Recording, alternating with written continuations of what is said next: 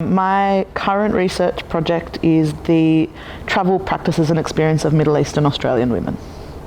So that came from 5 different other projects that I was going on, and the pathway got me here, but it was one that I found a gap in research after weeks and weeks and weeks of just reading the same literature that didn't have anything about immigrant experiences in them. And I think that was really significant for me because I love travel and I love tourism, and my immigrant identities were quite significant in the way I travel, and no one had ever written about that. So I thought that would be really fun to look into and sort of get more voices from my community. A lot of my tutors had done their PhD, and I thought that was a really great way to continue my studies, but also continue it in an area that I wanted to look into. And I thought, why not just start off with the Masters of Research, do this, see where it takes you.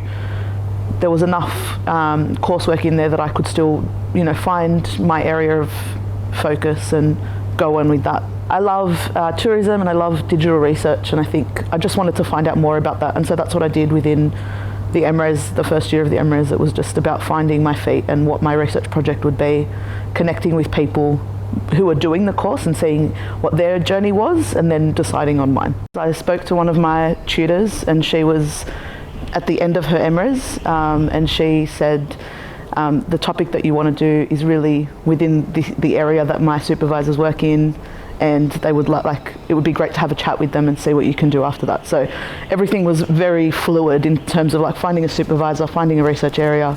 It was all via email first. I think they're very within the digital space, so it's easier to just do everything online. So via email we connected, and then after that it was a 1-hour discussion where we sat in an office and we talked about all the things that we loved and what we wanted to do in the future. And my answer has always been the same. I would love to do my PhD, but if a job came up in the area that I wanted to work in, then that would be the natural progression. They give me a little bit of freedom in the sense of how I'm going to schedule myself, but also a lot of guidance in, when I should be expecting to do things. I think you lose the sense of they're an authoritative figure and they become your peers and colleagues, and especially during MRes I felt that shift completely. So I had made some friends with academics in my last year of my undergrad, because I wanted to go into my MRes, I wanted to go into a PhD or something later on, so I knew that I needed more connections. But the MRes sort of first semester is finding your feet, but also finding your people. They might not be researching the same things as you, they might be doing completely different areas of study, but everybody's got a common thread, which is research and furthering their careers and finding their feet in the industry that they want to be in. I picked 2 digital social research units, and they were to give me the skills. I don't think I had research skills. I think I could write just a little bit well, but not wonderfully.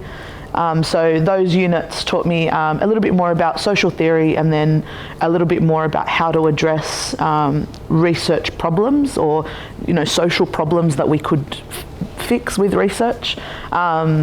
One of the units was a project where I worked with an external party, and that was really wonderful because then I got to speak to somebody external out of the university and see how research could actually be put into a practical setting. I also did the internship unit, which was working with someone doing her PhD, and just seeing how, because COVID affected hers quite significantly, so her research project changed, but I think watching her adapt to whatever the world was throwing at her was really wonderful.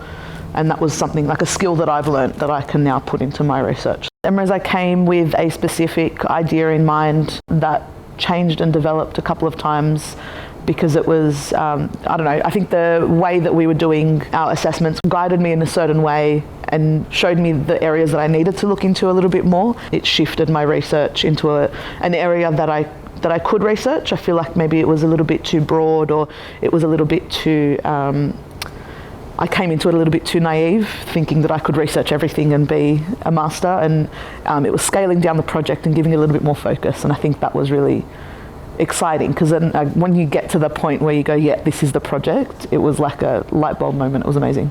I would love to.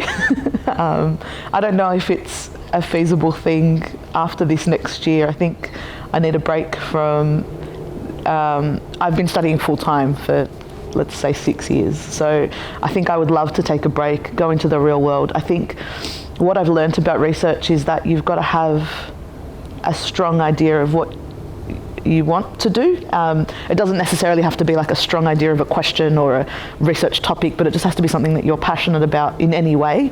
And I don't think I know what that next step is. It might develop over this next year of my thesis. So yes, absolutely. If there was a PhD opportunity after that, then yeah, I would 100% do that. And I would love, that's exactly where I wanted to be, 5 years ago. So yes, but I'm also, every week, my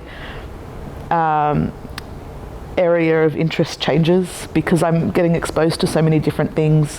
There's different conferences happening, there's different discussions that my supervisors are having, there's different things in the world that come up, and I think, oh, I could do that. Like, I've got the skills now that I could probably go into that area. I think probably the most significant is when we started doing our proposal practices, and I was seeing other people's research and their impacts.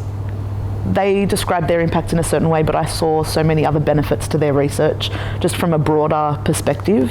And I always thought that my research wouldn't have had a really big impact or wouldn't have impacted in specific ways. But I think once you see other people describe the impact that their research is going to have, you then look back at your own research and think, oh, like, I could make a change, I could influence something bigger than just academia. At the moment, I'm reading a book called Arab Australian Other, and it's a collection of short stories from Middle Eastern authors that are Australian or have an immigrant identity, and it's really interesting seeing that.